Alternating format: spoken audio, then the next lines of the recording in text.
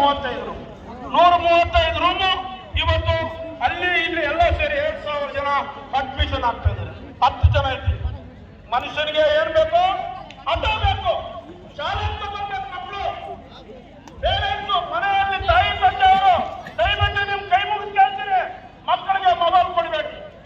ಕೈ ಮುಗಿದು ಕೇಳ್ತೀರಿ.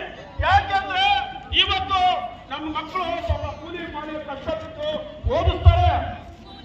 ಇವತ್ತು ನಮ್ಮ ಮಕ್ಕಳಿಗೆ ಇಂಜಿನಿಯರ್ ಸೀಟ್ ಬೇಕು, ಫ್ರೀ ಸೀಟ್ ಸಿಕ್ಕಿಲ್ಲ ಅಂದ್ರೆ 10 ಲಕ್ಷ ರೂಪಾಯಿ, 20 ಲಕ್ಷ ರೂಪಾಯಿ, 5 ಲಕ್ಷ ರೂಪಾಯಿ ಬೇಕು. ಎಲ್ಲಿಂದ ತಗೊಂಡ್ ಬರ್ತೀರಿ? ಬೆಳಗ್ಗೆಯಿಂದ ಸಾಯಂಕಾಲವರೆಗೂ ಮಕ್ಕಳಿಗೆ ಓದಿಸ್ಬೇಕು. ನೈಟ್ ಬಂದಿದ ತಕ್ಷಣ ಮನೆಯಲ್ಲಿ 11 ಗಂಟೆಯಲ್ಲಿ ಓದಿಸಿ